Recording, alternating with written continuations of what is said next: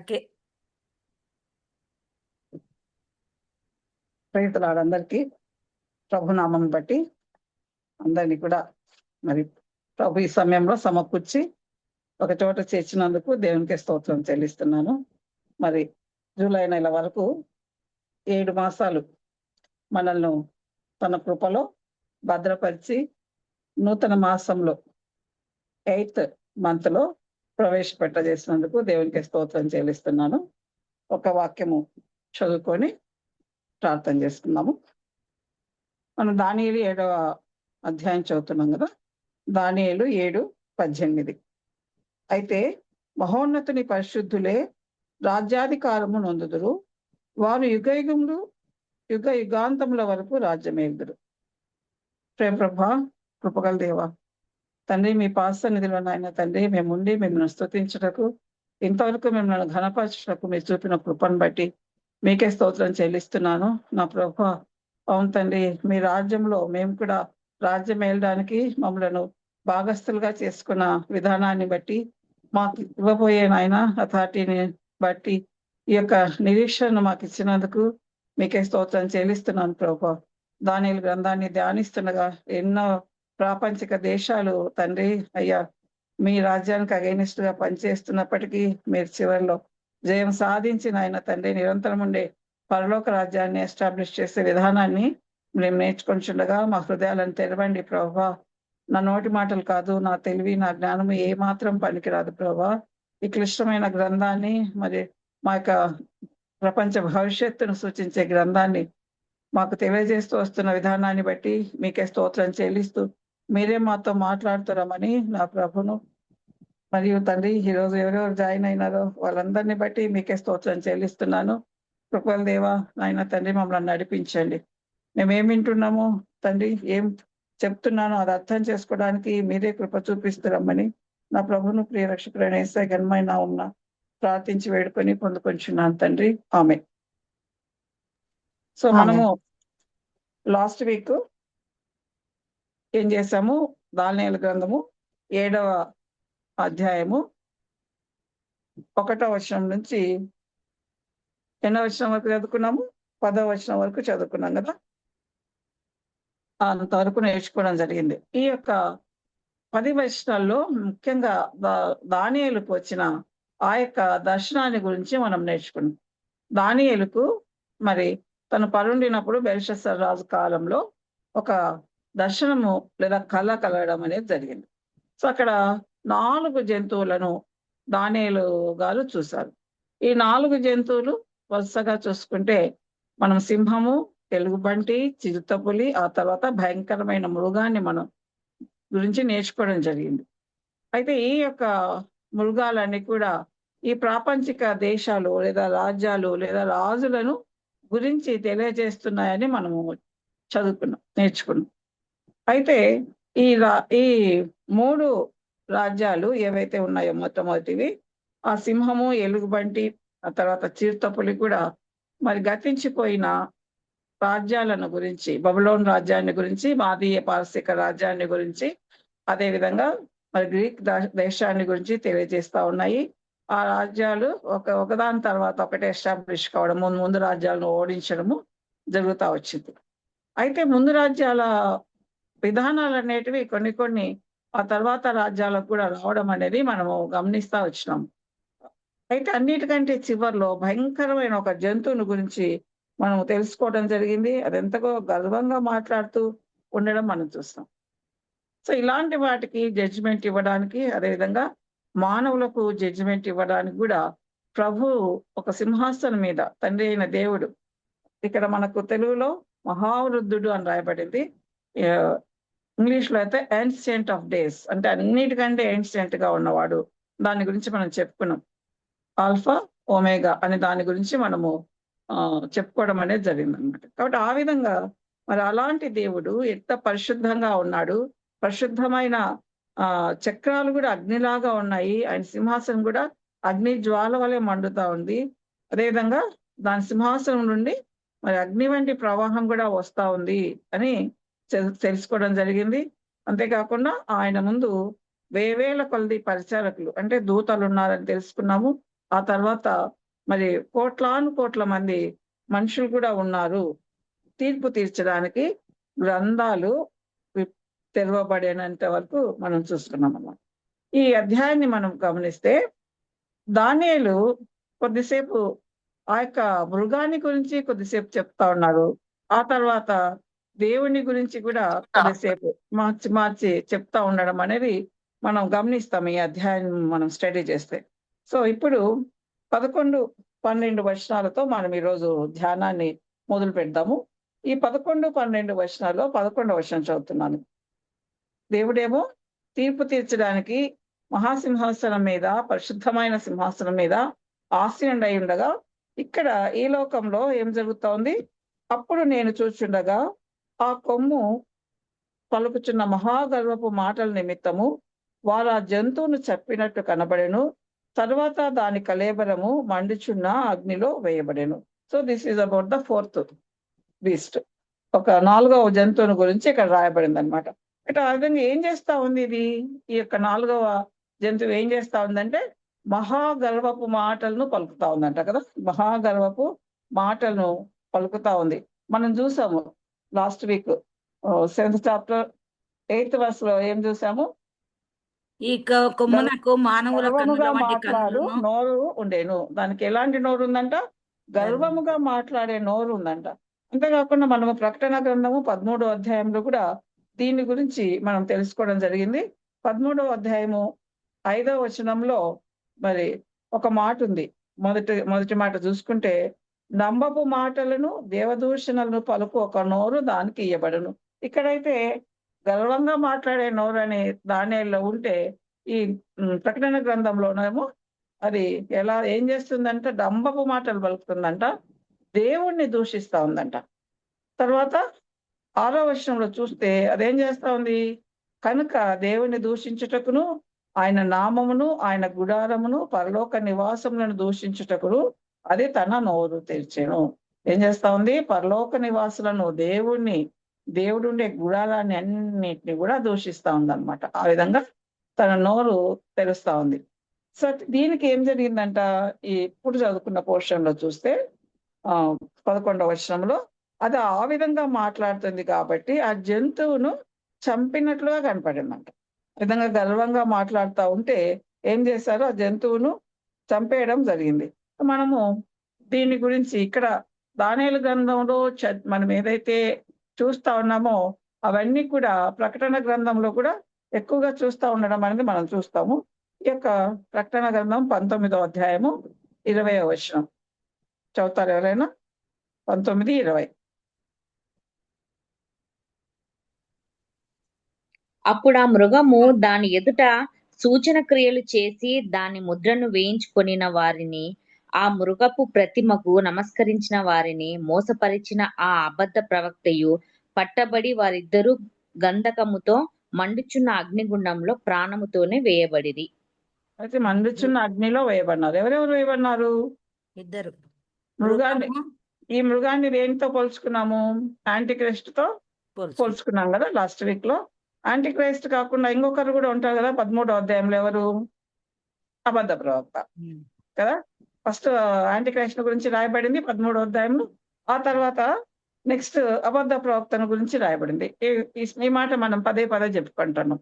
ఏ విధంగా అయితే హోలీ ట్రినిటీ ఉందో, తండ్రి, కుమారుడు, పరిశుద్ధాత్మ అయిన దేవుడు ఉన్నాడో, అదే విధంగా ఈ యొక్క సాతాను కూడా ముగ్గురుగా తను ఏర్పరచుకొని ఏ విధంగా మరి మన దేవుడు పనులు చేస్తున్నాడో తను కూడా ఆ విధంగానే దేవుని లాగానే యాక్ట్ చేస్తా ఉండడము మనం చూస్తాం.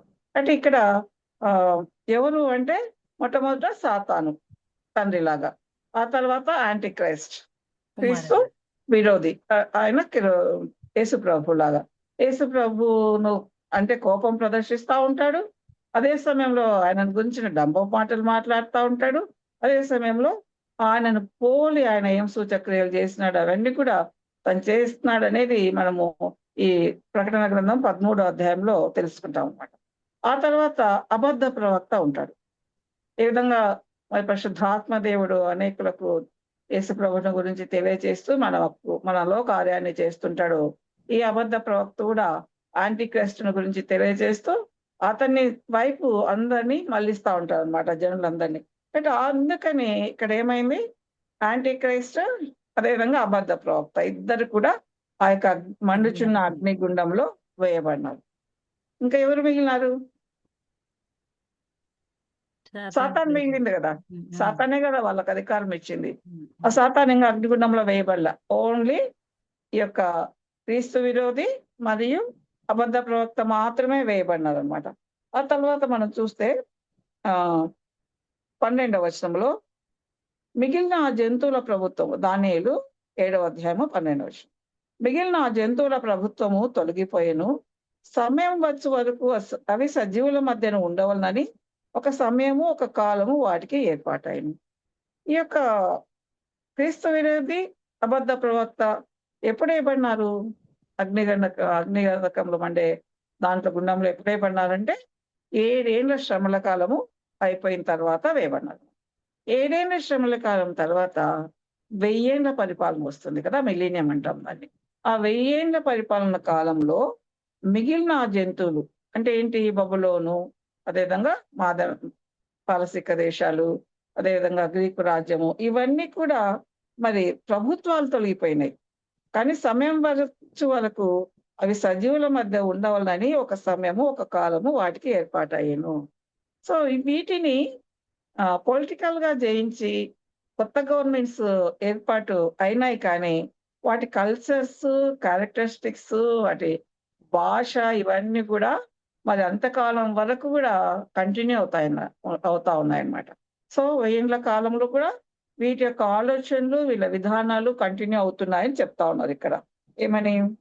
ఆ జంతువుల ప్రభుత్వాలు అయితే తొలగిపోయినాయి కదా, బబులోను గవర్నమెంట్ లేదు ఇప్పుడు, అదేవిధంగా మాదీయ పారసిక గవర్నమెంట్ లేదు, ఆ తర్వాత గ్రీక్ గవర్నమెంట్ లేదు, కానీ వాటి ఆలోచనలు ఎట్లా ఉంటాయి? ఆలోచనలు చెప్పండి. బబులోను రాజ్యము చాలా గర్వంగా ఉండే నెబుకద్నెజరును సూచిస్తా ఉంది. అదేవిధంగా అన్ని దేవతలను ఎక్కువగా పూజించడం, ఇవన్నీ కూడా మరి గ్రీక్ వాళ్ళకేమో ఎక్కువ బలం ఉంటుంది, స్పీడ్ గా అందరినీ జయించాలి, అందరి మీద అధికారం చెలాయించాలనే కోరిక ఉంటుంది. ఇలాంటివన్నీ కూడా, ఇలాంటి ఆలోచనలన్నీ కూడా మరి వాటికి కంటిన్యూ అయినాయంట. కానీ సమయం వచ్చే వరకు ఇవన్నీ కూడా మరి మిలీనియంలో సజీవుల మధ్యన కంటిన్యూ అవుతున్నాయి అనే విషయము ఈ యొక్క 7వ అధ్యాయం 12వ వచనం తెలుపుతా ఉంది. ఆ తర్వాత మనం 13, 14 వచనాలకు వెళ్తే ఇది ఈ 2 వచనాలు కూడా మన యేసు ప్రభుని గురించి తెలుస్తా ఉంది అనమాట. సో ఈ 7వ అధ్యాయము 13, 14 రెండు కూడా మన ప్రభువుని గురించి తెలియజేస్తా ఉన్నాయి. 13వ వచనం చూసుకుందాం.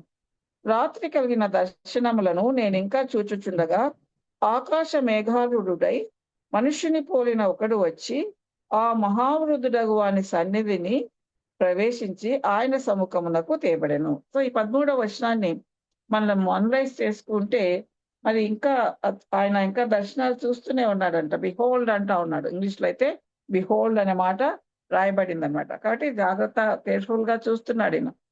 అట్లా చూసేటప్పుడు ఏమైంది, ఈ యొక్క కండిషన్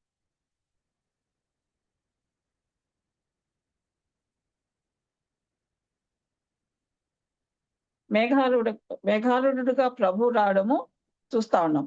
ఇక్కడ మరి ఏమని పిలువబడుతున్నాడు చెప్తారా? యేసు ప్రభు ఏమని పిలువబడుతున్నాడు? మనుష్య కుమారుడు. మనుష్య కుమారుడిగా పిలువబడతా ఉన్నాడు. ఎక్కడ చూస్తాం ఈ మాటలు? ఎప్పుడైనా విన్నామా ఈ మాట? కొత్త నిబంధన గ్రంథంలో. ఎగ్జాక్ట్లీ, కొత్త నిబంధనలో మరి ప్రభువే స్వయంగా ఆ మాట తనకు తాను ఒక ఇష్టంగా ఫ్రీక్వెంట్ గా తను రెసిగ్నైజ్ చేసుకొని ఆ టైటిల్ తో పిలువబడడానికి ఇష్టపడతా ఉన్నాడు అనమాట. ఇన్నిసార్లు ఉపయోగించబడిందంటే గాస్పల్స్ లోనే 81 టైమ్స్ ఉపయోగించబడింది ఈ యొక్క మనుష్య కుమారుడు, సన్ ఆఫ్ మ్యాన్ అనే మాట. మత్తయి సువార్తలో 32 సార్లు, మార్కు సువార్తలో 14 సార్లు, అదేవిధంగా లూకా సువార్తలో 24 సార్లు, యోహాను సువార్తలో 12 సార్లు ఉపయోగించబడడం జరిగింది. ఒక మాట మాత్రం చూసుకున్నాము. ఎవరైనా మార్కు సువార్త 14వ అధ్యాయము 61, 62 చదువుతారా? మార్కు ఆయన సువార్త ఉత్తరమేమీ చెప్పక ఊరకుండెను. తిరిగి ప్రధాన యాజకుడు, పరమాత్మని కుమారుడు అయిన యేసు నీవేనా అని ఆయన అడగగా, యేసు అవును నేనే. మీరు మనుష్య కుమారుడు సర్వశక్తిమంతుని కుడిపార్శ్వన కూర్చున్నట్టయు ఆకాశ మేఘారూఢుడై వచ్చుటయు చూచెదరని చెప్పాను. సో ఇక్కడ మనుష్య కుమారుడు నువ్వేనా అంటే అవును అని చెప్తా ఉన్నారు. మేఘారూఢుడు వస్తాడు అని చెప్తా ఉన్నాడు. ఇంకొకరు కూడా చెప్పినారు.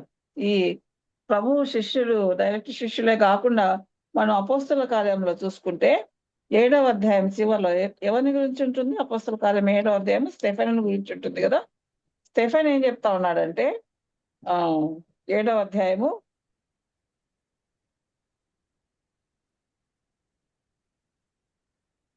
56వ వచనం. ఆకాశము తెరవబడుటయు మనుష్య కుమారుడు దేవుని కుడిపార్శ్వం మందు నిలిచి ఉండుటయు చూచుచున్నానని చెప్పాను.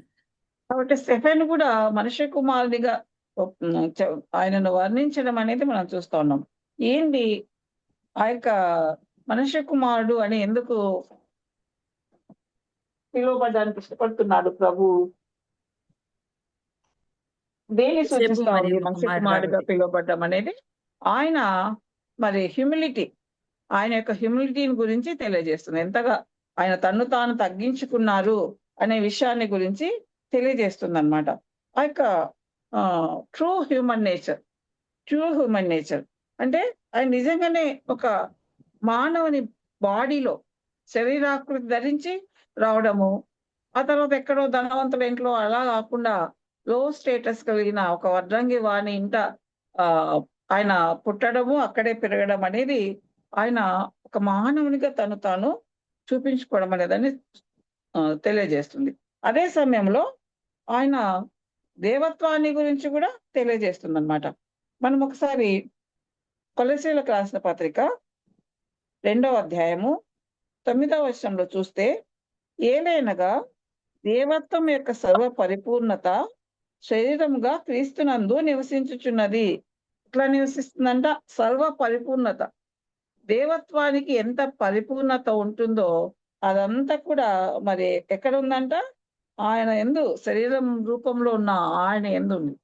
ఆయన రూపంలో ఉన్నాడే కానీ ఆయనలో దేవత్వ స్వభావం అనేది మాత్రం పోలేదు.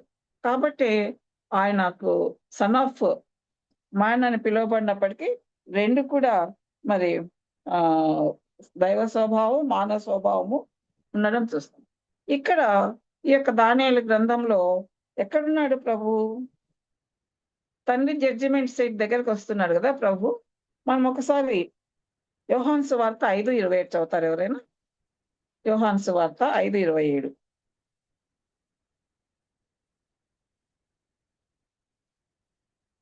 ఎవరన్నా చదవండి, వేరే వాళ్ళు కూడా బైబిల్స్ ఉన్నాయి కదా దగ్గర. మరియు ఆయన మనుష్య కుమారుడు గనక తీర్పు తీర్చుటకు తండ్రి అధికారం అనుగ్రహించెను. కాబట్టి ఆయనకే అధికారం ఇచ్చినాడు తీర్పు తీర్చడానికి. ఇప్పుడు తండ్రి దగ్గర ఏమున్నాయి? పుస్తకాలు ఉన్నాయి. ఆ పుస్తకాల్లో ఏముంటాయి? అందరూ ఏమేమి చేస్తున్నారు, వాళ్ళ జీవిత కాలంలో ఏమేమి చేస్తున్నారు అవన్నీ రాయబడి ఉంటాయి. అయితే ఎవరు తీర్పు తీరుస్తారు? యేసుప్రభువే తీర్పు తీరుస్తారు. కాబట్టి ఇక్కడికి యేసుప్రభు ఇప్పుడు వస్తా ఉన్నారనమాట. మనం మనిషి కుమారుడు రావడం అనేది మనం చూస్తా ఉన్నాం 13వ వచనంలో. సో ఆ తర్వాత ఎలా వస్తున్నాడు ఆయన? మేఘారూఢుడై వస్తున్నాడు. ఆకాశ మేఘారూఢుడై వస్తున్నాడు. ఈ మేఘాల మీద రావడం అనేది ఒక పవర్ఫుల్ సింబల్ అన్నమాట. ఆయనకున్న శక్తిని, ఆయనకున్న అధికారాన్ని, ఆయన ఎలా రాగలడు అనే దాన్ని మనము గుర్తించడానికి ఈ మేఘాల మీద వస్తా ఉన్నారు. మనము ప్రభు మేఘాల మీద రావడము చూస్తున్నాము, నీళ్ళ మీద నచ్చడము మరి కొన్ని చోట్ల చెప్పబడింది. ఆయన సర్వశక్తిమంతుడైన దేవుడు, సర్వము ఆయన ఆధీనంలోనే ఉంటాయి. ఒకసారి మనము 104వ కీర్తన చూసుకుంటే 3వ వచనంలో, జలములలో ఆయన తన గదుల దూలములను వేసి ఉన్నాడు, మేఘములను తనకు వాహనంగా చేసుకొని గాలి రెక్కల మీద గమనం చేయుచున్నాడు. ఆ విధంగా మేఘాల మీద ఈయన రావడం అనేది వస్తా ఉన్నాడు అని చెప్తా ఉన్నాడు. కాబట్టి ఎక్కడికి వచ్చినాడు ఆయన? ఇదే విషయంలో చూస్తే ఎక్కడికి వచ్చినాడంట? ఆ మహావృద్ధుడకు వాని సన్నిధిని ప్రవేశించి ఆయన సముఖమునకు తేబడెను. సో ఈ విధంగా మరి మన ప్రభు సన్ ఆఫ్ మ్యాన్ గా, మనుష్య కుమారునిగా మేఘాల మీద తండ్రి యొద్దకు ఆ యొక్క మహావృద్ధుడైన దేవుని ప్రభువును సూచించే తండ్రి అయిన దేవుని దగ్గరికి వచ్చాడు. ఎందుకు వచ్చాడు అనేది మనం చూస్తే 14వ వచనం చదువుతారా? దానియేలు గ్రంథము. సకల వేరే జనులను వాళ్ళు రాష్ట్రములను ఎవరైనా చదవండి. ఆయా చదువుతాను. భాషలు మాట్లాడువారును ఆయనను సేవించినట్లు ప్రభుత్వమును మహిమయు ఆధిపత్యమును ఆయనకి ఇయ్యబడెను. ఆయన ప్రభుత్వం శాశ్వతమైనది, అదెన్నటికీ తొలగిపోదు. ఆయన రాజ్యము ఎప్పుడునూ లయం కాదు. కాబట్టి ఇక్కడ ఏంటి, ఆయనకు ఎందుకు వచ్చారంటే ఆయనకు ఏమేమి ఇవ్వబడ్డాయి? ఆధిపత్యము, మహిమ, ప్రభుత్వం ఇవన్నీ కూడా ఇవ్వబడినాయి. ఆ విధంగా ఆయనకు మరి ఇన్ని సంవత్సరాలు, ఇన్ని రోజులు ఎవరు గౌన్ చేస్తా ఉన్నారు? ప్రాపంచిక దేశాలు గౌన్ చేస్తా ఉన్నాయి. బబులోను ఇలా మొదలుకొని చివరికి రోమా సామ్రాజ్యం వరకు మరి ఈ ప్రపంచాన్ని గౌన్ చేస్తా ఉన్నాయి, పరిపాలిస్తా ఉన్నాయి. అయితే ఇప్పుడు ఏం చేస్తా ఉన్నాడు? తండ్రి అయిన దేవుడు కుమారునికి ఇస్తా ఉన్నాడు ఆ అధికారాన్ని, ఆధిపత్యాన్ని, మహిమను, గవర్నమెంట్ ఏర్పాటు చేయడానికి ఇవన్నీ కూడా అధికారము కుమారుడైన దేవునికి ఇక్కడ ఇవ్వడం చూస్తా ఉన్నట. ఇది ఇప్పుడు చెప్పబడిందా అంటే మనం చూసుకుంటే ఈ యొక్క కీర్తనల గ్రంథము 2వ కీర్తన, ఇది మెస్సియానిక్ సామ్ అన్నమాట. త్రిత్వము, ఇది మనం ఒకసారి డీటెయిల్ గా చదువుకున్నాము. త్రిత్వము ఇక్కడ మనకు కనపడుతుంది. ముగ్గురు దేవుళ్ళు కూడా, తండ్రి అయిన దేవుడు, కుమారుడైన దేవుడు, పరిశుద్ధాత్మ అయిన దేవుడు, ముగ్గురు ఒకరు మాట్లాడుకోవడం అనేది చూస్తా ఉన్నాం. అయితే ఇక్కడ 6వ వచనంలో, 2వ అధ్యాయం 6వ వచనంలో, నేను నా పరిశుద్ధ పర్వతమైన సీయోను మీద నా రాజును ఆసీనుగా చేసి ఉన్నాడు. ఎక్కడ? ఇది మెస్సియానిక్ వర్స్ అన్నమాట. ఇది ఎక్కడ ఆసీనుగా చేస్తున్నాడు? సీయోను పర్వతం మీద, పరిశుద్ధ పర్వతమైన సీయోను మీద. అట్లే మనం చూస్తాం, జకర్యా గ్రంథంలో చూస్తాం, యెరూషలేములో మరి పరిశుద్ధంగా మారుతుంది, పరిశుద్ధమైన యెరూషలేములో ఆయన రాజ్యం చేస్తారని మనం చూస్తాం. కానీ ఎక్కడ ఉంది దేవుని రాజ్యము? ఈ భూలోకంలో ఎక్కడ ఎస్టాబ్లిష్ చేయబడుతుంది? సీయోను పర్వతం మీద. అంటే భూమి మీదనే ఆయన యొక్క రాజ్యము ఎన్ని సంవత్సరాలు?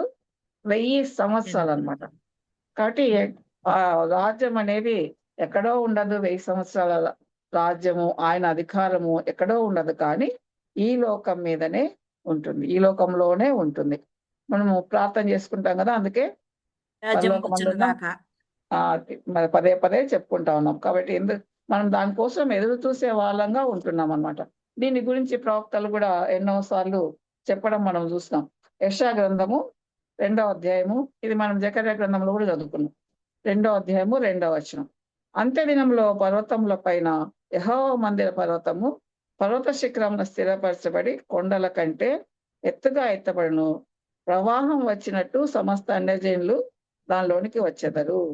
3వ వచనంలో చివరి భాగం, యాకోబు దేవుని మందిరమునకు, యెహోవా పర్వతమునకు మనం వెళ్ళుదాం రండి, ఆయన తన మార్గముల విషయమే మనకు బోధించును. కాబట్టి దేవుడు అక్కడ రాజ్యాన్ని ఎస్టాబ్లిష్ చేస్తాడు. కాబట్టి అక్కడ మరి అందరు ప్రజలు కూడా రావడం అనేది మనం చూస్తాం. ఇదే విషయాన్ని మరి మీకా గ్రంథంలో 4వ అధ్యాయం 2వ వచనంలో డిట్టోగా ఉంటుంది అని మనం చెప్పుకోవడం జరిగింది. సో ఆ విధంగా మరి ఆయనకు రాజ్యాన్ని అనుగ్రహించడానికి ప్రభు తండ్రి అయిన దేవుడు ఇస్తాడనమాట. ఆ తర్వాత ఇంకొక మాట ఏం చూస్తున్నాం ఇక్కడ, ఇదే 14వ వచనంలో, సకల జనులను రాష్ట్రములు ఆయనను సేవించుతారు. అందరు కూడా సకల జనులు, రాష్ట్రాలు, ఆయా భాషలు మాట్లాడు వాళ్ళందరూ కూడా ఏం చేస్తారు? ప్రభువును సేవిస్తారు. మనకు బాగా తెలిసిన వచనం ఏంటి? అపోస్తలుడైన పౌలు ఫిలిప్పీలకు రాసిన పత్రిక 2వ అధ్యాయము 9-11 అంతా మనము చదువుకోగానే చివరి మాత్రం చదువుకున్నాము. ప్రతివాని మోకాలను యేసునామమున వంగునట్లును, ప్రతివాని నాలుకయు తండ్రి అయిన దేవుని మహిమార్థమై యేసుక్రీస్తు ప్రభువును ఒప్పుకున్నట్లును దేవుడు ఆయనను అధికంగా హెచ్చించి ప్రతి నామమునకు పైనామమును ఆయనకు అనుగ్రహించెను. కాబట్టి ఆయన ఆధిపత్యం ఆయనదైంది, గవర్నమెంట్ ఆయన పరమైంది. సమస్త జనులు కూడా అది ఆయనను సేవించడము, ఆయన ఎదుట మోకాలు వంగడము, ఇవన్నీ మనం చూస్తా ఉన్నాం. యెషయా గారు అయితే ఎన్నో ప్రవచనాలు చెప్తూ వచ్చారు కదా. 45వ అధ్యాయం చూస్తే యెషయా గ్రంథము వచనము, 45వ అధ్యాయము 23వ వచనం చూస్తే 23 భూదిగంతముల మోకాలు ఎన్ను నివాసులారా, నా ఎదుట ప్రతి మోకాలు వంగుననియు ప్రతి నాలుకయ్యు నా తోడని ప్రమాణం చేయననియు నేను నా పేరట ప్రమాణం చేసి ఉన్నాను. కాబట్టి నీతిగల ప్రతి ఒక్కరు కూడా మరి ఈ లోకంలో అప్పటికి 7 years ట్రిబులేషన్ పీరియడ్ కంప్లీట్ అయినప్పటికీ ఎవరెవరు ఉన్నారో వాళ్ళందరూ కూడా ఈ లోకంలో ఉండి అందరు కూడా ప్రభువును మహిమపరుస్తూ ఉంటారు, ఆయనను స్తుతిస్తూ ఉంటారు, ఆయనను గణపరుస్తూ ఉంటారు. మనం ఉంటాం అక్కడ? ఉంటాం ఉంటామా? ఉంటాం ఎలా ఉంటాం? ఎత్తబడతాం కదా, ర్యాప్చర్ అది ముందే కదా. తర్వాత 7 ట్రిబులేషన్ లో మనం ఉండం కదా. ఓకే, ట్రిబులేషన్ లో ఉండం కదా. మరి ఎలా ఉంటాము? ఆయనతో పాటు వచ్చి అధికారము, ఆ అథారిటీ మనకి ఇస్తాడు ప్రభు. కాబట్టి ఉంటాం, కానీ మనం పరిపాలించబడే వారిలో ఉండం, కానీ పరిపాలించే వారంగా ఉంటాం. శిష్యులకు వాగ్దానం ఇస్తాడు కదా ప్రభు, మీరు అందరికీ తీర్పు తీరుస్తారు, ఇప్పుడు అన్ని వదిలిపెట్టి నా కోసం వచ్చినారు కాబట్టి అందరికీ తీర్పు తీరుస్తారు. ఆ స్థానంలో మనల్ని కూడా ఉంచుతాడు ప్రభు. ఎప్పుడు మనం ఎప్పుడైతే ర్యాప్చర్ లో ఎత్తబడతామో, కింద ట్రిబులేషన్ పీరియడ్ జరిగేటప్పుడు అక్కడ పైన గొర్రెపిల్ల వివాహ ఉత్సవం జరుగుతూ ఉంటుంది. ఆ విందులో మనం ఉంటాం. ఆ 7 years కంప్లీట్ అయిన తర్వాత ప్రభుతో పాటు జకర్యా 14వ అధ్యాయంలో చూస్తాం మనం, ప్రభు ఈ లోకానికి వస్తాడు. ఆ సందర్భంగా మనము ప్రకటన గ్రంథంలో కూడా మనం చూసాం, ఆయనతో పాటు ఆయన ఎన్నుకున్న ప్రజలందరూ కూడా ఆయనతో పాటు వచ్చి యుద్ధం చేస్తారు. ఎవరితో? ఈ యొక్క యాంటీ క్రైస్ట్ వాళ్ళతో యుద్ధం చేస్తాం. వారిలో మనం ఉంటాం. సో ఆ యొక్క 1000 ఏళ్ల కాలంలో మనం కూడా ఉంటాము. అయితే పరిపాలన చేయబడే వారిలో కాకుండా పరిపాలించే వారిలో మనం ఉంటాము. ఇదంతా గొప్ప న్యూస్ కదా. ఒక దేశంలో ఒక రాజుతో కలిసి అధికారాన్ని పంచుకోవడానికే చాలా హ్యాపీగా ఫీల్ అవుతుంటారు కదా. జస్ట్ ఒక హాఫ్ మినిట్ అట్లా ఎవరితోనైనా చీఫ్ మినిస్టర్తో, ప్రైమ్ మినిస్టర్తో మాట్లాడేస్తేనే నేను అలా మాట్లాడాను, ఇలా మాట్లాడానని చెప్పుకుంటా ఉంటారు, గొప్పగా చెప్పుకుంటూ ఉంటారు కదా. పలాని వాళ్ళతో ఇంత టైం స్పెండ్ చేసినాను అలా చెప్పుకుంటూ ఉంటారు. అయితే మనమైతే మన ప్రభుతో కలిసి మరి ఆయనతో పాటు ఈ లోకాన్ని పరిపాలించడంలో మనం కూడా భాగస్థులం అవుతాం. ఇదే వచనంలో చూస్తే చివరి భాగంలో 14వ వచనము చివరి భాగంలో, ఆయన ప్రభుత్వము శాశ్వతమైనది, అదెన్నటికి తొలగిపోదు, ఆయన రాజ్యము ఎప్పుడును లయం కాదు. ఈ వచనం మనకు బాగా తెలుసు. ఎక్కడ నేర్చుకున్నాము? ఇదే యెషయా గ్రంథంలో మరి ప్రభు మొదటి రాకడం గురించి తెలిపే భాగంలో, అంటే 9వ అధ్యాయంలో, యెషయా 9:7 వచనం. యెషయా 9:7 కొన్ని మితి లేకుండా దానికి వృద్ధియు క్షేమమును కలిగినట్లు సర్వకాలము దావీదు సింహాసనమును రాజ్యమును నియమించును. న్యాయం వలనను నీతి వలనను రాజ్యమును స్థిరపరచుటకు అతడు సింహాసనాసీనుడై రాజ్యపాలన చేయును.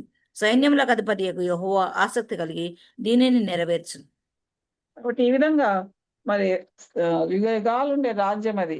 ఎక్కడ మనం దానియేలు గ్రంథంలోనే 2వ అధ్యాయంలో చూసుకున్నాం కదా. దానియేలు గ్రంథము 2వ అధ్యాయంలోనే చెప్పబడింది కదా, ఆ యొక్క చేతితో తీయబడే రాయి వచ్చి మిగిలిన రాజ్యాలన్నింటినీ నాశనం చేస్తుంది, కానీ ఆ రాజ్యం మాత్రము యుగ యుగములు ఉండును అనే చోట ఒక మాట రాయబడి ఉంటుంది. ఆ రోజు మనము వచనాలు మనం ధ్యానించుకునేటప్పుడు ఒక మాట చెప్పుకున్నాం. చెప్పారు ఎవరైనా? ఏం చెప్పుకున్నామబ్బా? ఏదో చెప్పకుండా వాళ్ళ క్వశ్చన్స్ వేస్తావు అక్క అంటారా? లేదు లేదు, గుర్తుపెట్టుకోవాలి కదా.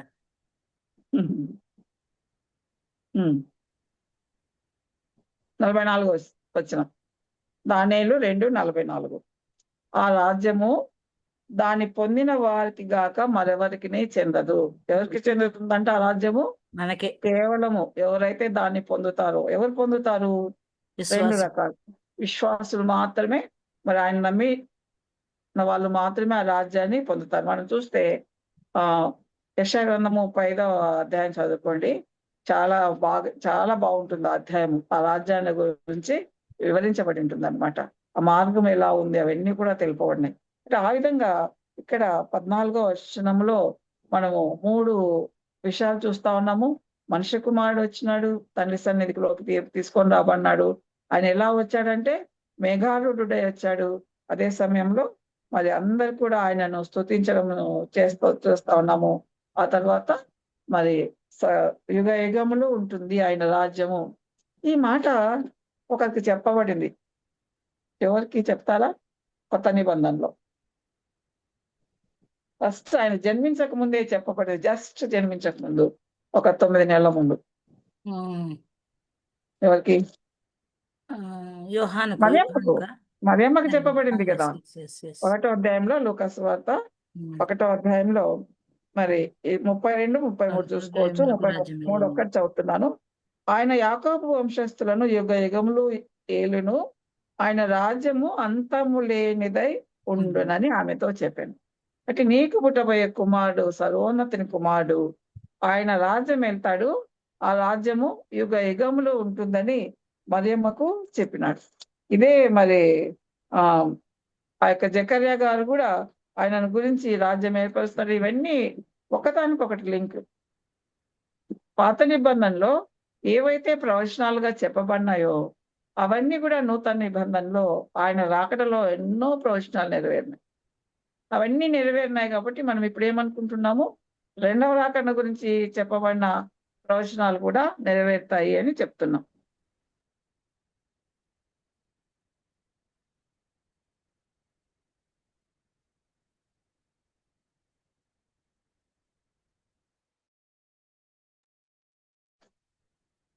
ఓకే. ఆ విధంగా మరి ఈ వాగ్దానం ఏదైతే మొదటి రాకడను గురించి చెప్పబడినప్పుడే ఆయన రాజ్యం వెళ్తాడు, ఆయన సింహాసనం అధిష్ఠిస్తాడు, ఆ రాజ్యం యుగ యుగములు ఉంటుందని పాత నిబంధనల కాలంలో చెప్పబడింది. మరియమ్మ కూడా ఆ సంగతి బయలుపరచబడింది. ఆ తర్వాత మళ్ళీ మనము ఆ దేవుని 14వ వచనం చదువుకున్నాము. సో 14 చదువుకున్నామా? చదివేశాం. సో 15, 16 ఇవి ఎవరిని గురించి ఉన్నాయి? 11, 12 ఏమో ఆ యొక్క జంతువుల గురించి ఉన్నాయి. 13, 14 ఏమో ప్రభువుని గురించి ఉన్నాయి. 15, 16 దానియేలును గురించి ఉన్నాయి. చదువుతారు ఎవరైనా? నాకు కలిగిన దర్శనములు నన్ను కలవరపరుచుతున్నందున దానియేలును నేను నా దేహంలో మనోదుఖం గలవాడనైతిని. నేను దగ్గర నిలిచిన వారిలో ఒకని ఎద్దకు పోయి ఇందును గూర్చిన నిజమంతయు నాకు చెప్పుమని అడగగా అతడు నాతో మాట్లాడి ఆ సంగతుల భావమును నాకు తెలియజేశాను. అంటే దానియేలు గురించి తెలియజేస్తా ఉంది. జ్యోతి, ఇతరులు వేరే వాళ్ళకు కూడా ఛాన్స్ ఇవ్వు, వాళ్ళు కూడా చదువుతారు. నేను గ్యాప్ ఇచ్చినప్పుడు ఏడ చదువుతున్నారు వాళ్ళు? అసలు బైబిల్ దగ్గర పెట్టుకున్నారా లేదో ఎడిట్ చేసుకో మీరంతా. నేను చదువుకుంటే వాళ్ళు ఏం చదువుకున్నారు, అట్లా కూడా గ్యాప్ ఇచ్చిన. చదువుతారులే అలవాటు అవుతారు. చదువుతా ఉంటే అలవాటు అవుతారు. ఛాన్స్ తీసుకోండి అమ్మా, దేవుడు ఇచ్చిన అవకాశం కదా, అందరు ఛాన్స్ తీసుకోండి. సో ఈ 15, 16లో బాగా మనకు తెలుస్తా ఉంది ఏమైతుంది. దానియేలు కలవర పడతా ఉన్నాడు అనమాట. ఈ యొక్క కళను చూసి, ఇట్లాంటి కళను చూసి, భయంకరమైన ఆ జంతువుని చూస్తే ఖచ్చితంగా భయం వేస్తుంది కదా. భయం వేసింది దానియేలుకు కూడా. ఇంకా కళలను బట్టి భయపడే వాళ్ళను మనం చాలా మందిని చూస్తాం.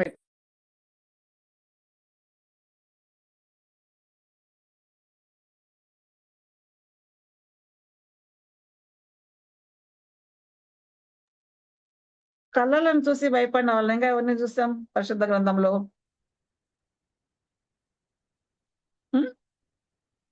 ఫరో భయపడినాడు కదా కళగని. అవునవును. ఫరో సేవకులు కూడా భయపడినారు కదా కళలు గాని. ఇంకా ఎవరు భయపడినారు? నెబుకద్నెజరే భయపడినాడు కదా 2వ అధ్యాయంలో.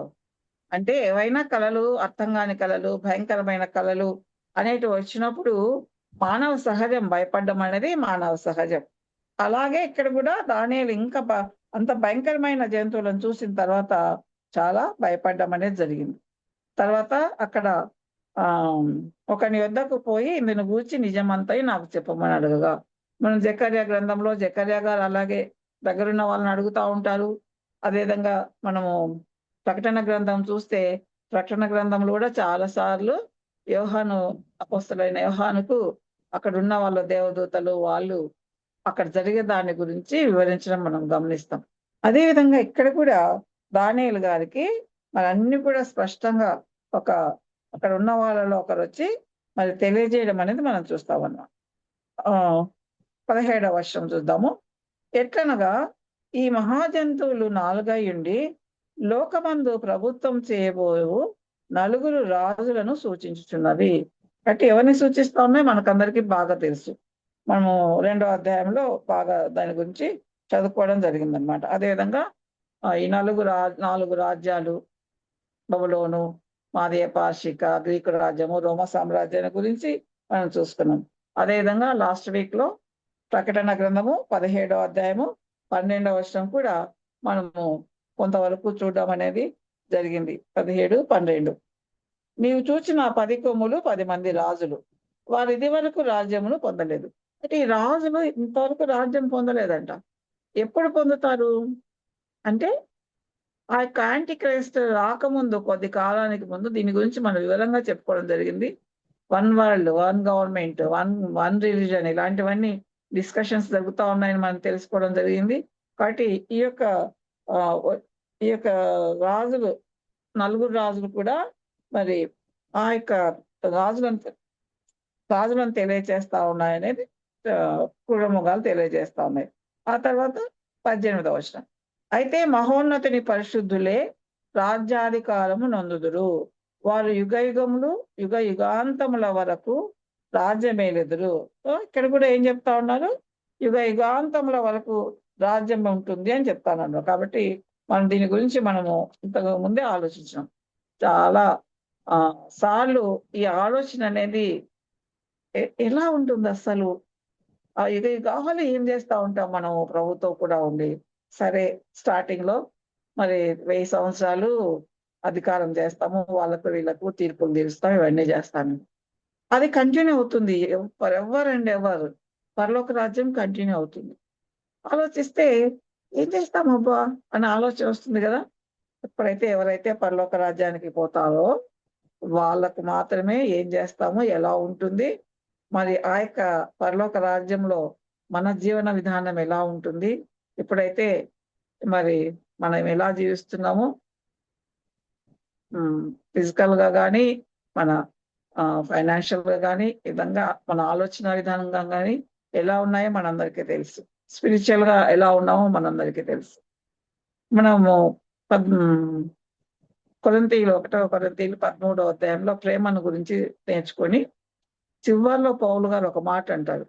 3 ఉంటాయి: ప్రేమ, విశ్వాసము, నిరీక్షణ కదా. ప్రేమను గురించి చాలా చెప్తా ఉంటారు, విశ్వాసాన్ని గురించి చాలా చెప్తా ఉంటారు, నిరీక్షణ గురించి చాలా తక్కువ మంది మాట్లాడుతూ ఉంటారు. అలాంటి నిరీక్షణ యుగాలు ఉండే ఆ రాజ్యంలో మనం కూడా ఉంటాము అనే నిరీక్షణ అనేది మనకుందా? ఒక్కోసారి ఏదైనా పలాని వాళ్ళు ఇట్లా ఎందుకు చేస్తున్నారు అన్న ఆలోచన వచ్చినప్పుడు, సర్లే పరలోక రాజ్యంలో వాళ్ళని కలుస్తాం కదా, అప్పుడు అడగొచ్చులే అని అనుకుంటా ఉంటాం అన్నమాట. అంటే అది ఊహించుకుంటే ఎలా ఉంటుంది చూడండి. అందరినీ బైబిల్ క్యారెక్టర్స్ ఎవరెవరు ఉన్నారో వాళ్ళందరినీ కలుస్తాం మనం. ఆ యుగాలు ఉండే రాజ్యంలో మనం కూడా ఉంటాము అనే విషయము మనకు ఎంతో హోప్నిస్తుంది, నిరీక్షణనిస్తుంది. ఇక్కడ చూద్దాం మళ్ళీ 19వ వచనం చదువుతాం.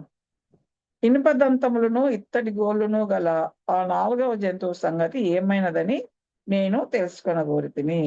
అది ఎన్నటికీ భిన్నమును మిగిలిన భయంకరమునై సమస్తమును పగలగొట్టుచు మింగుచు మిగిలిన దానిని కాళ్ళ కింద అనగదొక్కుచుండును.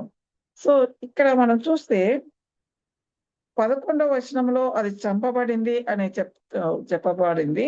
కానీ మళ్ళీ దాని గురించి ఇంకా డీటెయిల్స్ తెలుసుకుంటా ఉన్నాడు అనమాట ఈ యొక్క దానియేలు. సో ఎలా ఉందంట అది, ఆ యొక్క జంతువు ఎలా ఉందంట, ఇనుపదంతాలు ఉన్నాయంట.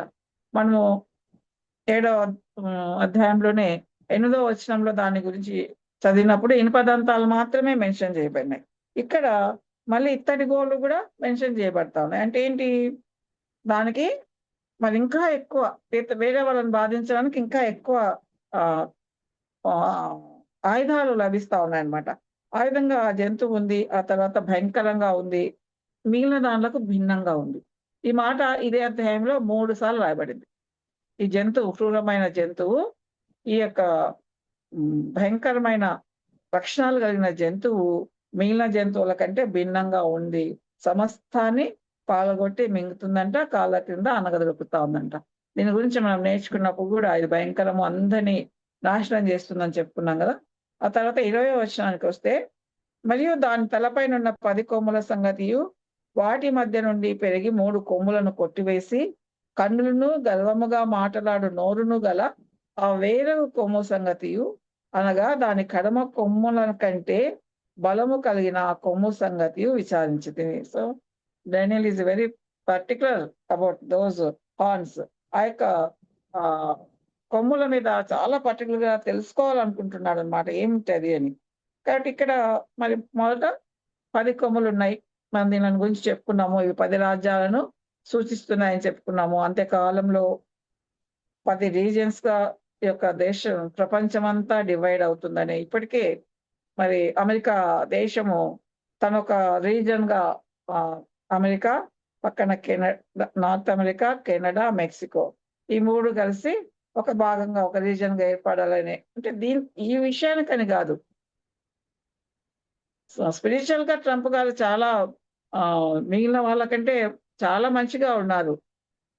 చాలా ఇంతకుముందు ఎవరైతే ఏ ప్రెసిడెంట్స్ అయితే అగైనెస్ట్ గా చేశారో, బైబిల్ కి అగైనెస్ట్ గా, దేవునికి అగైనెస్ట్ గా చేశారో, వాటిని అన్నిటినీ మరి రివైజ్ చేసి మంచి అక్కడ స్కూల్స్ లో బైబిల్ చదవకూడదు అని ఒక నియమం ఉండింది. కానీ ట్రంప్ గారు వచ్చిన తర్వాత దాన్ని తీసేసి ఖచ్చితంగా బైబిల్ చదవాలి స్కూల్స్ లో అని పెట్టడం జరిగింది అనమాట. ఈ విధంగా ఉన్నప్పటికీ మరి తెలియకుండానే ఆ యొక్క యాంటీ క్రైస్ట్ ఏర్పరచబోయే ఆ యొక్క రాజ్యాలకు మన ప్రజలందరూ సిద్ధమవుతున్నారు అన్నమాట. ఇది దేని గురించి తెలియజేస్తుంది? యుగాంతము సమీపంగా ఉంది. అందరూ ఎవరికి వాళ్ళు, రోమన్ క్లబ్ ను గురించి తెలుసుకున్నాం, మరి యూరప్ ను గురించి తెలుసుకున్నాం. ఆ యూరప్ లో 10 రాజ్యాలు, వాళ్ళ కింగ్డమ్, వాళ్ళ యొక్క అందరు కలిసి ఒక ఇది ఏర్పరచుకున్నారు కదా, యూనియన్. దానిలో 10 రాజ్యాలు ఉండడం, కరెక్ట్ గా నంబర్ 10 ఉండడం కూడా మనకు తెలిసింది. కాబట్టి we are very near to the end. చివరి రోజుల్లో మనం ఉన్నాం. మన తరంలోనే మనం ఇంకా జీవించి ఉండగానే మన ప్రభు అయిన యేసయ్య ఈ లోకానికి మేఘారూఢుడు వేస్తాడు. ఇక్కడ మన కోసం వస్తాడు మేఘారూఢుడై, మనల్ని తీసుకొని వెళ్ళడానికి వస్తాడు. అక్కడ దానియేలు గ్రంథంలో మేఘారూఢుడై రావడం అనేది జడ్జిమెంట్ కొరకు వచ్చినాడు. కానీ ప్రభు ఈ యొక్క యుగాంతం సమీపంగా ఉంది. మరి ప్రభు ఎప్పుడైనా రావచ్చు. ఆ ర్యాప్చర్ కి సంబంధించిన మరి మూవీస్, వీడియోస్ ఇవన్నీ చూస్తే చాలా భయమేస్తుంది.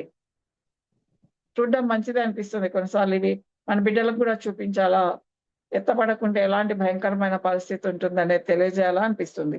బట్ ఆ విధంగా ఇక్కడ దానియేలు గారు మూడవ ఇక్కడ ఏమైంది, 10 కొమ్ములు నిన్నాయి. ఆ తర్వాత చిన్న కొమ్ము, బలమైన చిన్న కొమ్ము ఒకటి వచ్చింది. ఆ చిన్న కొమ్ము రావడానికి 3 రాజ్యాలను, 3 కొమ్ములను పక్కకు తీయడం అనేది జరిగిందనమాట. సో ఇక్కడ చూస్తే ఏమైంది, ఇది ఎందుకు ఇలా జరిగింది, ఏంటి ఆ 3 రాజ్యాలు ఏంటి అంటే, ఇది ఏం చెప్పబడుతుందంటే, యాంటీ క్రైస్ట్ ఎవరైతే మరి తన ఆలోచనలకు అనుగుణంగా ఉండరో అలాంటి రాజ్యాలన్నిటినీ నాశనం చేసి, అంటే ఆ విధంగా సాటన్ అతనికి హెల్ప్ చేస్తుంది, తనకు అంత బలాన్ని ఇస్తుంది. సాటన్ ఇచ్చిన బలము, అధికారం వలన 3 రాజ్యాలను పక్కకు పెట్టేసి తను బలవంతమైన రాజుగా అందరినీ మరి కంట్రోల్ చేసే ఒక అధిపతిగా ఈ లోకానికి రావడం మనం చూస్తాం. సో ఆ విధంగా మనం చూస్తే మరి రాజు, ఈ యాంటీ క్రైస్ట్ చాలా బలంగా ఉంటాడు. దీని గురించి ఏం రాయబడింది, వాటికి ఎలా ఉందంట, చివరిలో చూస్తే వచ్చిన చివరిలో కడమ కొమ్ముల కంటే ఎక్కువ బలం ఉంటుందంట. ఇంగ్లీష్ లో అయితే స్టౌట్ అనే వర్డ్ యూజ్ చేయబడి, కడమ కొమ్ముల కంటే బలం ఉంటుంది. అదేవిధంగా వచనం మొదట్లో ఏముంది? మధ్యలో కన్నులను గర్వముగా మాట్లాడు నోరు ఉందంట దాన్ని. మనం గర్వముగా మాట్లాడు నోరును గురించి మనం చూస్తా వచ్చినాము దానియేలు గ్రంథము 7:8 ఇక్కడ ఇంకొక మాట ఏం యాడ్ చేయబడింది? కన్నులు ఉన్నాయంట. ఎందుకు ఆ కన్నులు అంటే అందరినీ చూస్తూ అది ఇంటెలిజెన్స్ సూచిస్తుంది. కన్నులు అనేటివి ఇంటెలిజెన్స్, అబ్జర్వేషన్ ఇలాంటి స్కిల్స్ చూపిస్తుంది అనమాట. బట్ ఆ విధంగా చాలా ఇంటెలిజెంట్ గా ఉంటాడు. అదే సమయంలో గర్వంగా మాట్లాడే నోరు కూడా ఉంటుంది. ఏం చేస్తున్నాడంట? ఇవన్నీ పెట్టుకొని ఇంత బలం కలిగిన వాడే ఏం చేస్తున్నాడు? ఈ యొక్క యాంటీక్రైస్ట్ 21వ వచనంలో చూస్తే, ఈ కొమ్ము పరిశుద్ధులతో యుద్ధం చేయుచు వారిని గెలుచున్నదాయను. ఏం చేస్తా ఉంది? పరిశుద్ధులతో యుద్ధం చేస్తుందంట. క్రీస్తు విరోధి ఏం చేస్తాడు? పరిశుద్ధులతోనే యుద్ధం చేస్తాడు. మిగిలిన వాళ్ళందరితో యుద్ధం చేస్తాడు, పరిశుద్ధులతో కూడా యుద్ధం చేస్తాడు. ఈ మాట మనము ఎక్కడ చూస్తాము? ప్రకటన గ్రంథంలో 13వ అధ్యాయము 7వ వచనం. 13:7 మరియు పరిశుద్ధులతో యుద్ధము చేయను, వారిని జయింపను, దానికి అధికారం ఇవ్వబడెను. ప్రతి వంశం మీదను, ప్రతి ప్రజ మీదను, ఆయా భాషలు మాట్లాడే వారి మీదను, ప్రతి జనము మీదను అధికారము దానికి ఇవ్వబడెను. అంటే ఈ యొక్క చిన్న కొమ్ముకు అందరి మీద అధికారం ఇచ్చినారంట. ఇస్తే ఏమైంది? అది పరిశుద్ధులతోనే యుద్ధం చేసి వారిని జయిస్తా ఉన్నారంట. ఎవరు ఈ పరిశుద్ధులు చెప్తారా? ఈ పరిశుద్ధులు ఎవరు? విశ్వాసులు, దేవుణ్ణి అనుసరించే వాళ్ళు, ఈ భూమి మీద పరిశుద్ధంగా జీవించే వాళ్ళు. అంటే మనమేనా? ఉండొచ్చు. మనం ఉన్నామా ట్రిబులేషన్ పీరియడ్ లో? ఇందాకనే చెప్పుకున్నాం కదా, మనం కాదు కదా. కొంచెం ఆలోచిద్దాం. మనం ఒక్కసారి ఈ యొక్క ప్రకటన గ్రంథము 7వ అధ్యాయానికి వెళ్దాం. 7వ అధ్యాయంలో ఎవరిని గురించి రాయబడి ఉంటుందంటే, మా దేవుని దాసులను అనే మాట రాయబడింది 3వ వచనంలో. ఈ దేవుని దాసులు అనే వాళ్ళు కిందికి వెళ్తే 2 గుంపులుగా ఉంటారు. ఒక గుంపేమో 4వ వచనం నుంచి మరి 8వ వచనం వరకు అందరు కూడా ఇశ్రాయేలు గోత్రాలకు సంబంధించిన వారు. రెండవ గుంపు వాళ్ళేమో వాళ్ళని గురించి మరి 9వ వచనంలోనే చెప్పబడింది. అటు తర్వాత నేను చూడగా, ప్రకటన 7:9, అటు తర్వాత నేను చూడగా ఇదిగో ప్రతి జనములో నుండి, ప్రతి వంశములో నుండి, ప్రజలలో నుండి, ఆయా భాషలు మాట్లాడే వారిలో నుండి వచ్చి ఎవరినో లెక్కింపజాలని ఒక గొప్ప సమూహము కనబడేను. వారు తెల్లని వస్త్రములు ధరించుకున్న వారే ఖర్జూరపు మట్టలు చేత పట్టుకొని ఆయన్ను స్తుతిస్తా ఉన్నారు. ఎవరు వీళ్ళు అనే మాట మనం చూస్తే ఇదే అధ్యాయంలో మరి 13-14 చదువుతారు ఎవరైనా? ప్రకటన గ్రంథము 7వ అధ్యాయం 13-14. నేను చదువుకున్నా కూడా ఎవరు చదవరు చూడు. పెద్దలలో ఒకడు తెల్లని వస్త్రములు ధరించుకుని ఉన్న వీరెవరు, ఎక్కడి నుండి వచ్చిరని నన్ను అడిగాను. అందుకు నేను, అయ్యా నీకే తెలియననగా అతడు ఈలాగు నాతో చెప్పాను, వీరు మహాశ్రమల నుండి వచ్చిన వారు. గొర్రెపిల్ల రక్తములు తమ వస్త్రములు ఉదుకుని వాటిని తెలుపు చేసుకునిరి. కాబట్టి ఎక్కడి నుంచి వచ్చిన వాళ్ళు వీళ్ళు? మహాశ్రమలలో. ఆ 7 years ట్రిబులేషన్ పీరియడ్ లో 3.5 years కొంతవరకు మామూలుగానే ఉంటుంది. క్రీస్తు విరోధి వాళ్ళకి ఫేవర్ గా ఉన్నట్టు కనపడతాడు. కానీ మిగిలిన 3.5 years కూడా మహాశ్రమలు వస్తాయి. యేసు ప్రభు కూడా దాని గురించి మాట్లాడినారు కదా. ఆ మహాశ్రమలు తట్టుకోవడం అందరికీ చాలా కష్టము. వాటి వచ్చినప్పుడు బాలింతలుగా అట్లంతా ఉండొద్దని ప్రభు కోరడం మనం చూస్తాను. ప్రభు కోరుకోవడం చూస్తాను. అంటే తన ప్రజలకు ఆ విధంగా శ్రమలు రావడము ప్రభుకి ఏమాత్రం ఇష్టం ఉండదు. కాబట్టి ఇక్కడ మహాశ్రమలలో దేవుణ్ణి నమ్మిన వాళ్ళకు మనము వీళ్ళని గురించి ఎక్కడ తర్వాత ఏం చేస్తున్నాడు? ఈ యొక్క యుద్ధం చేసి వాళ్ళను గెలిచిందంట. మనం దానియేలు గ్రంథంలో చూస్తే 7:21 పరిశుద్ధులతో యుద్ధం చేసి వారిని గెలిచింది ఆయన. అంటే వారందరినీ చంపేస్తా ఉందని మనకు అర్థం అవుతా ఉంది. కాబట్టి వాళ్ళు అక్కడ మహాశ్రమంలో ఉన్నారు. ఇదే ప్రకటన గ్రంథంలో 6వ అధ్యాయంలో చూస్తే అక్కడ 7 ముద్రలు, వరుసగా 6 ముద్రలు విప్పబడ్డం మనం చూస్తాం. 5వ ముద్ర విప్పినప్పుడు 9వ వచనం నుంచి చదువుతారా? 9:10. ప్రకటన 6, 9, 10. ఆయన చదవండి. 5వ ముద్రను విప్పినప్పుడు దేవుని వాక్యం నిమిత్తమును తాము ఇచ్చిన సాక్ష్యము నిమిత్తమును వధింపబడిన వారి ఆత్మలను బలిపీఠము క్రింద చూచితిని. 10 కూడా. చదవండి. వారు, నాథ సత్యస్వరూపి పరిశుద్ధుడా, ఎందాక తీర్పు తీర్చేకయు మా రక్తము నిమిత్తము భూనివాసులకు ప్రతిదండన చేయకయు బిగ్గరగా కేకలు వేసిరి. తెల్లని వస్త్రము వారిలో ప్రతి వానికి ఇవ్వబడిన. ఎవరు వీళ్ళు? బలిపీఠం కింద ఉన్నారంట. వీళ్ళు మహాశ్రమలలో యొక్క క్రీస్తు విరోధి చేత హింసలు పొంది చనిపోయిన వాళ్ళు. కాబట్టి మేము ఇంత హింసలు పొందినాం కదా, మా రక్తము కారింది, మరి దీనికోసం మరి ఎప్పుడు మీరు ప్రతిదండన చేస్తారని దేవుణ్ణి అడుగుతా ఉన్నారు. వాళ్ళు చనిపోయినారు. వీళ్ళు మనం హత్సాక్షులని మనం ఇప్పుడు చనిపోయిన వాళ్ళని చెప్పుకుంటున్నాం కదా, ఆ విధంగా మరి వీరు హతసాక్షులని చెప్పలేం కానీ ప్రభువును నమ్మి చనిపోయిన వారు. మరి వీళ్ళకు గాస్పల్ ఎవరు చెప్పారు? వీళ్ళకి గాస్పల్ ఎవరు చెప్పారు? 2 రకాల ఆలోచనలు ఉన్నాయి.